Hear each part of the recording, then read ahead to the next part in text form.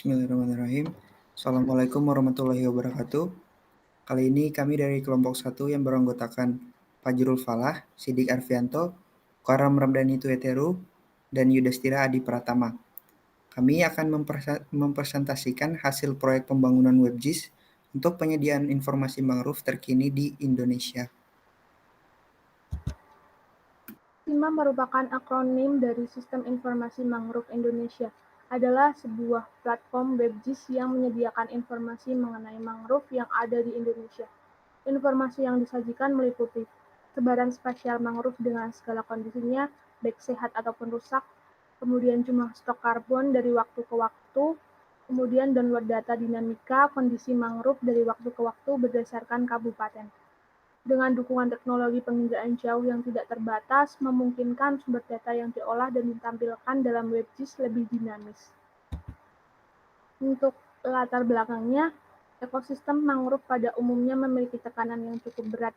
Hal tersebut terjadi karena adanya krisis ekonomi yang mengharuskan manusia untuk melakukan suatu aktivitas agar dapat menghasilkan nilai ekonomi. Nilai ekologis mangrove sebagai bagian dari komponen penyeimbang alam akan dikesampingkan. Lebih dari itu, mangrove dapat menjadi faktor dalam pengontrol perubahan iklim dan juga ekosistem pesisir. Oleh sebab itu, mangrove perlu ditinjau secara kontinu. Analisis spesies WebGIS SIMA. Performance dilakukan untuk mengetahui kinerja sebuah sistem. Kinerja didapatkan seberapa cepat data ditampilkan. Keunggulan WebGIS SIMA dari segi performance adalah web yang sudah responsif dalam menampilkan header, footer, dan kontainer secara cepat karena telah dilengkapi dengan media query pada script CSS agar tampilan dapat menyesuaikan dengan berbagai ukuran layar. Information. Analisis ini digunakan untuk mengetahui seberapa jelas informasi yang didapatkan ketika dilakukan pencarian pada sistem yang dibuat. Beberapa keunggulan WebGIS SIMA dari segi informasi adalah tampilan legenda yang sederhana dan tidak saling menimpa membuat informasi sebaran mangrove mudah dipahami.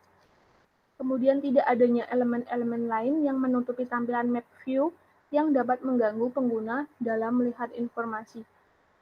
Kemudian dukungan kedinamisan data dari support layer dengan adanya DBMS yang baik dan stabil. Ekonomik. Analisis ini dilakukan untuk menilai suatu sistem dari sisi ekonominya atau biaya.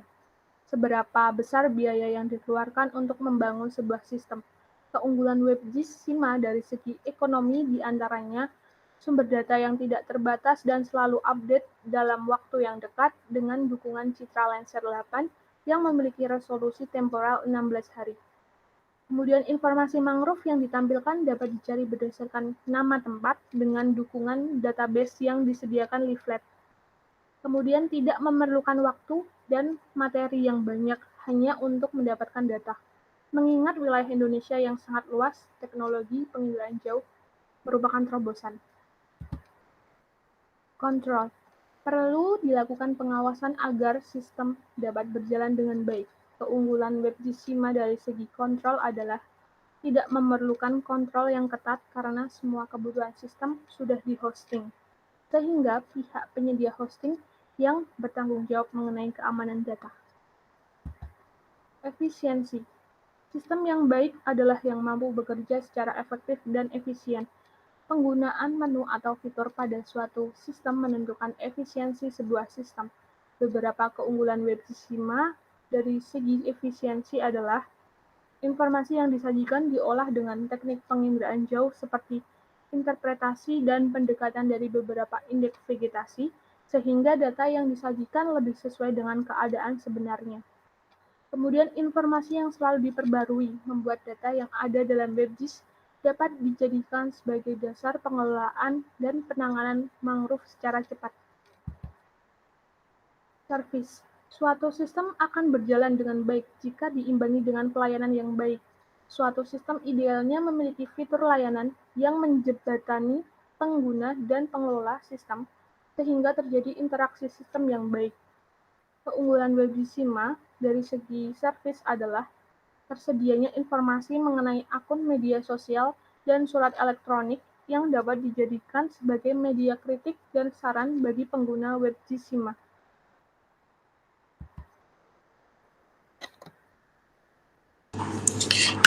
Kemudian untuk analisis SWOT WebGSIMA.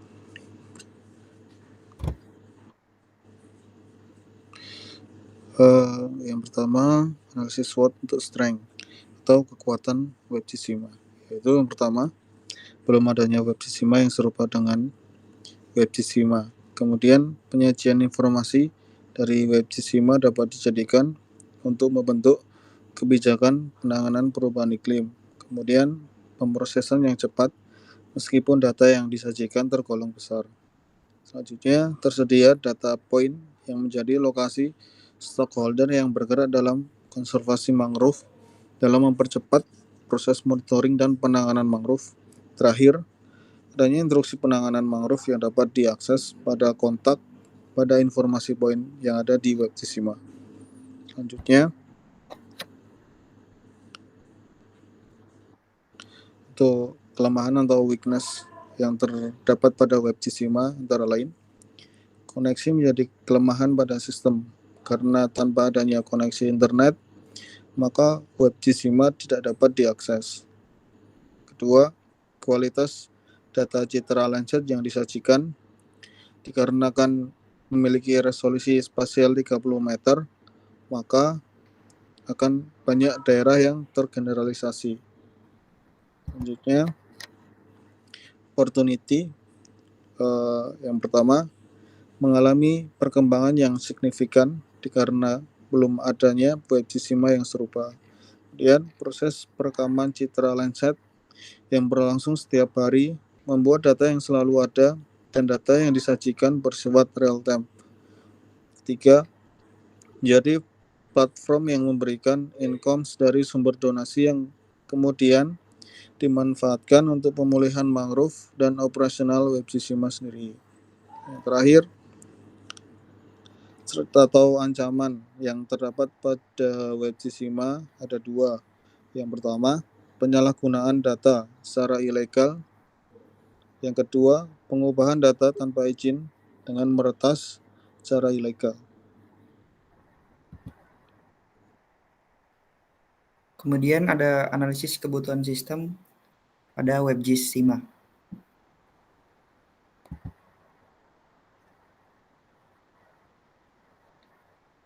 Analisis kebutuhan sistem merupakan tahap identifikasi ketersediaan atau kebutuhan sistem dan teknis pengerjaan yang digunakan pada sebuah WebGIS yang terbagi menjadi kebutuhan fungsional dan kebutuhan non-fungsional. Pada WebGIS-SIMA sendiri itu untuk kebutuhan fungsionalnya ada JS Server. Di sini kita menggunakan ArcGIS Server Web Service. Dan yang kedua, Database Management System. Sama halnya dengan JS Server, di BSM pun juga menggunakan ArcGIS Server dan ArcGIS Server Web Service. Yang ketiga, Web Server. Di sini kita menggunakan Apache. Dan yang keempat, Client Side Scripting atau bahasa pemrogramannya di sini kita menggunakan CSS, HTML, dan juga JavaScript. Dan untuk kebutuhan non-fungsional dari WebGIS-SIMA sendiri itu ada ArcGIS Desktop atau ArcMap. Ini fungsinya untuk mengolah data dari citra hasil download dari Google Earth Engine. Yang kedua, ArcGIS Online. Fungsinya untuk melakukan simbologi dan penyimpanan data fitur. Kemudian ada Dreamweaver. Ini fungsinya untuk membangun pack HTML. Dan Google Earth Engine sendiri itu untuk mengelola citra Landsat 8. Nah, ini merupakan tampilan yang di atas itu merupakan halaman depan WebGIS-SIMA dan yang di bawah merupakan halaman WebGIS-SIMA sendiri.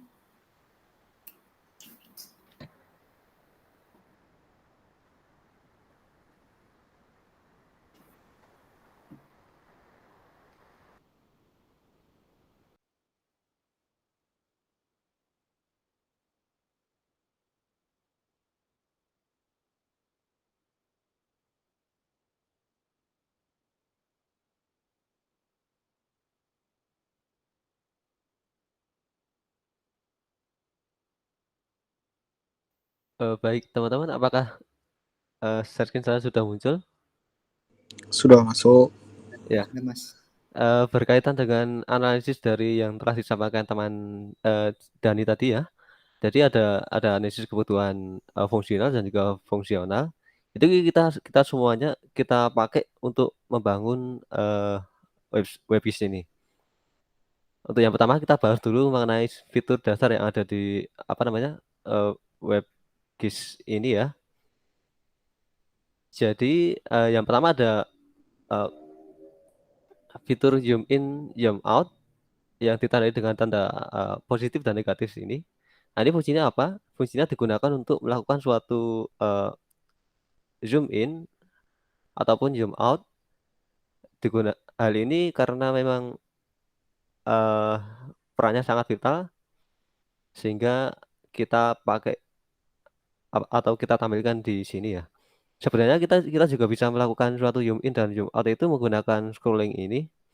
Tapi kalau misalkan ada suatu kendala mungkin kita atau mouse-nya rusak atau gimana kan kita bisa menggunakan ini ya, menggunakan fitur zoom in dan zoom out itu tadi. Kemudian untuk selanjutnya ada tombol home. Nah, ini fungsinya untuk apa? Jadi fungsinya ini digunakan untuk mengembalikan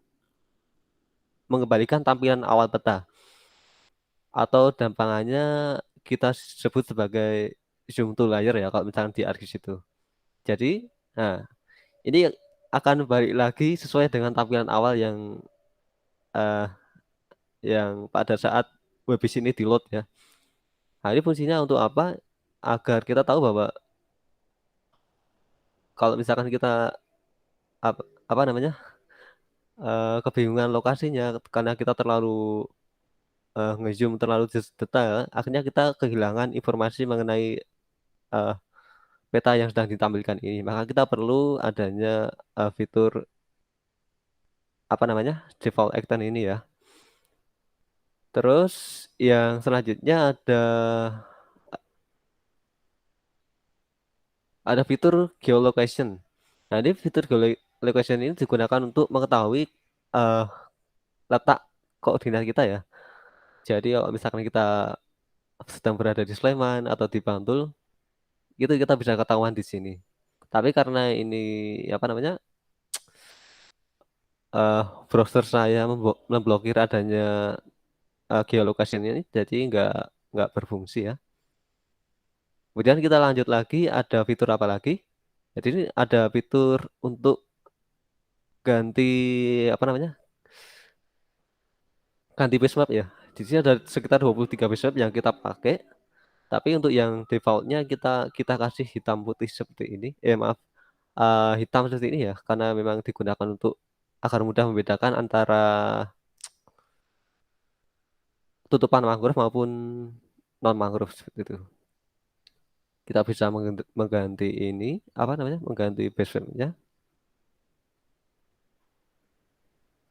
Dan ini ada sekitar 23 base map yang sudah tersedia di sini.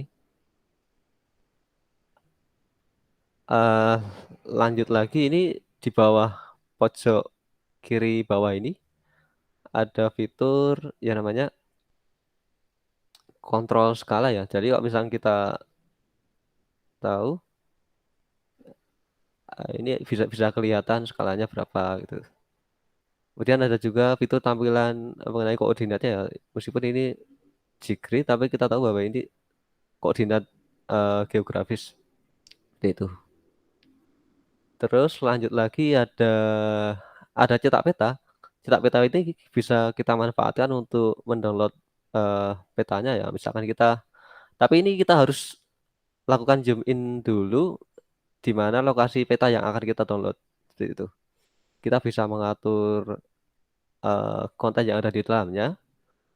Ini kita bisa menuliskan apa namanya?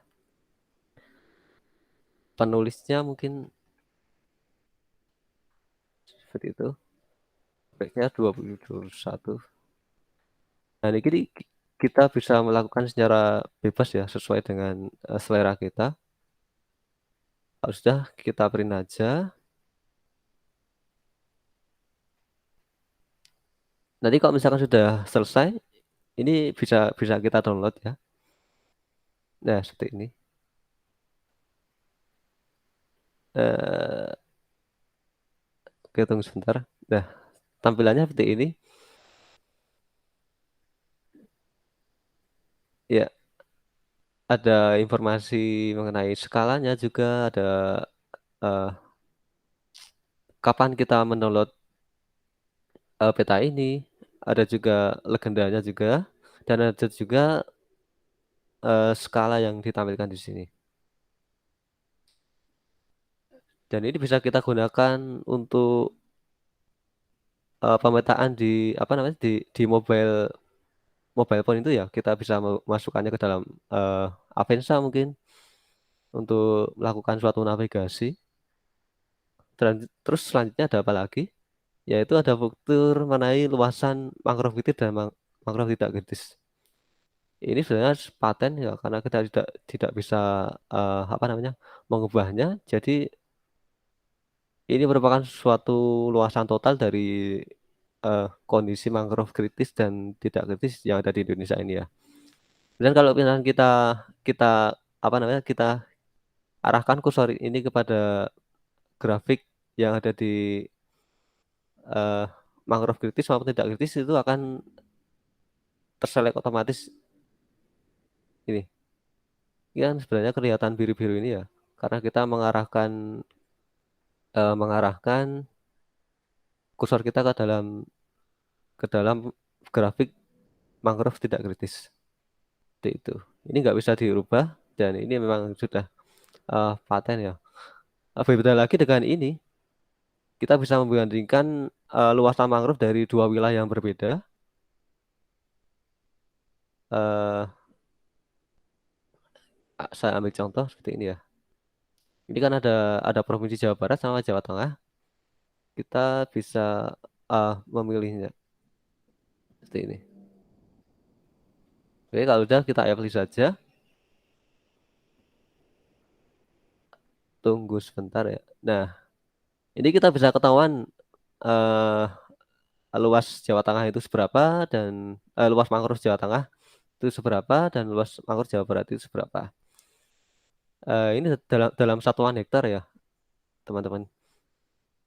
Tapi yang menjadi masalah kita belum menemukan perbandingan mengenai eh, kondisi mangrove yang sehat dan tidak sehat itu kita nggak bisa bandingkan di sini.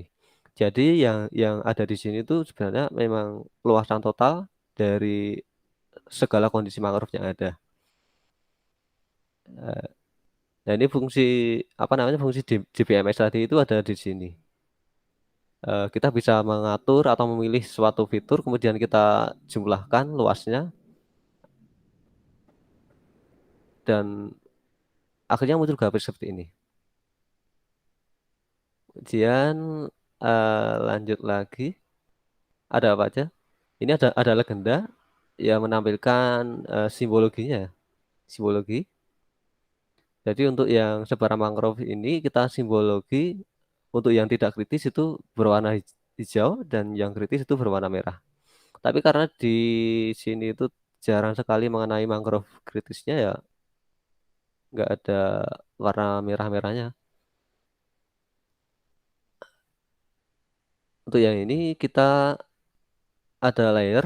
Ini fungsinya untuk menonaktifkan maupun mengaktifkan layer yang akan kita tampilkan di dalam map view ini ya. Jadi kalau misalnya kita klik unchecklist ini, maka sebaran mangrove di di tampilan peta itu akan hilang. Kita tampilkan lagi, muncul lagi.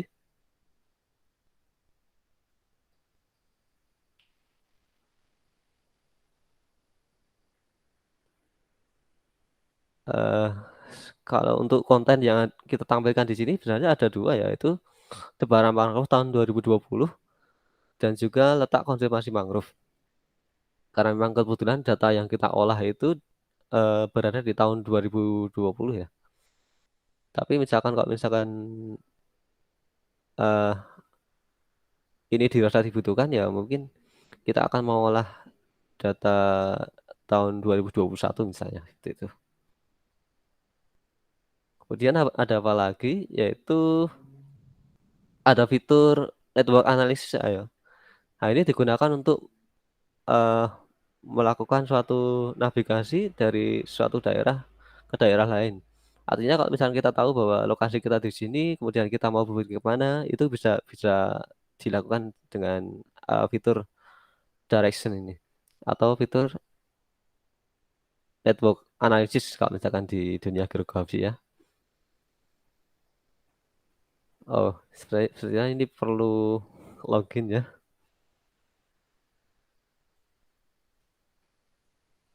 Jadi kelemahannya itu teman-teman, kalau misalkan kita mau menggunakan direction itu kita harus punya akun ArcGIS Online terlebih dahulu. Kita bisa melakukan suatu analisis, network analysis. Untuk lokasi pertama kita pilih sembarang saja mungkin di sini, dan untuk yang lokasi kedua kita pilih eh, ini misalnya Taman Konservasi Mangrove Sayung. Nah, ini sudah ketahuan kan di mana jarak yang akan kita tempuh, dan juga navigasinya pun juga kelihatan di sini. Ada juga mengenai waktu tempuhnya juga ada ya. Ini sekitar 4 jam 13 menit kalau misalkan dari Parangtritis sampai ke Semarang ini. Terus ada fitur ini ya, navigasinya dan juga detail jalannya pun ada di sini. Jadi ini sangat membantu sekali apabila kita ingin pergi ke suatu suatu apa namanya suatu suatu lokasi konfirmasi mangrove ya seperti itu.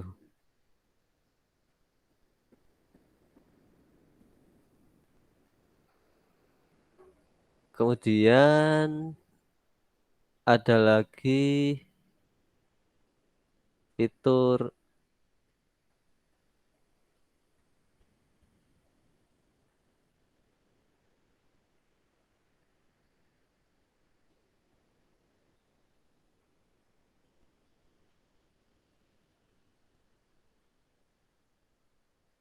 eh, pop up ya namanya. Ya, nah ini fungsi pop up ini untuk apa? Yaitu untuk menampilkan suatu detail dari konservasi mangrove ini juga. Jadi kita kita menampilkan foto, ada juga nama konservasinya dan juga alamatnya. Dari dan ada juga kontak yang bisa dihubungi ya. Jadi ini harapannya bisa memudahkan suatu pemangku kebijakan mangrove agar lebih mudah mengorganisir eh, dari penanganan mangrove itu sendiri ya. Kalau misalkan kita tahu bahwa oh ternyata eh, mangrove di sini itu kritis, terus kemudian kita bisa menghubungi kota ini dan harapannya ini bisa menjadi suatu jembatan antara kita dengan eh, konservasi mangrove itu sendiri.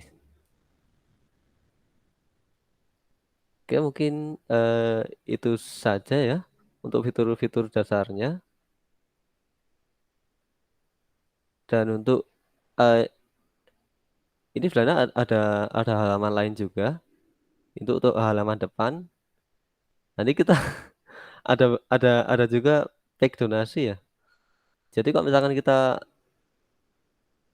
eh, i- peduli dengan lingkungan, sebaiknya kita mendonasikan sedikit uang kita di sini agar ya setidaknya operasional dari eh,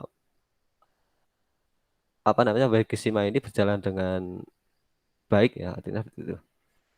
Terus untuk bukti sama apa namanya fokus yang akan kita kerjakan yaitu mengenai kesehatan mangrove yang seperti yang sudah ditampilkan tadi ya, dan juga estimasi stok karbon. Untuk estimasi stok karbon ini sebenarnya kita agak kesulitan ya karena memang untuk estimasi karbon itu sebenarnya kita harus mengetahui jenis mangrove yang ada di eh, seluruh Indonesia karena memang setiap jenis mangrove itu memiliki kapasitas penyimpanan karbon yang berbeda-beda, sehingga kita perlu data itu. Untuk konservasi mangrove itu sama seperti yang sudah ditampilkan sebelumnya, yaitu terkait dengan poin-poin yang sudah disampaikan tadi ya. Kemudian ini ada juga kumpulan berita mengenai berita mangrove di Indonesia. Kita bisa membaca berita-berita di sini. Meskipun ini sebenarnya merupakan suatu link terintegrasi dari web browser lain ya. Tapi nggak apa-apa karena memang ini baru belajar ya. Kedepannya kita akan mengembangkan ini lebih lebih detail lagi. Kemudian ini ada media sosialnya juga. Kita sudah membuat media sosial dan harapannya dari media sosial yang kita buat ini akan lebih mengenalkan web Istimewa kepada masyarakat seperti itu.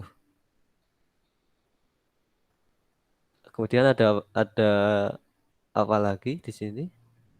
Ya, ada susunan tim kita ya. Ada Mukarram Ramadhani sebagai CEO, saya sendiri sebagai CTO, Fakti Fahaz sebagai CFO, dan juga Yudhistira Pratama sebagai COO. Mungkin dari saya itu saja yang bisa saya sampaikan.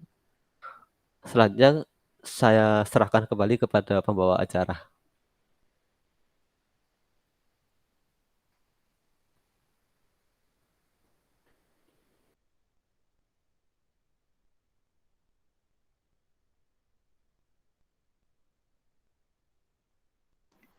Baik, terima kasih Mas Sidik.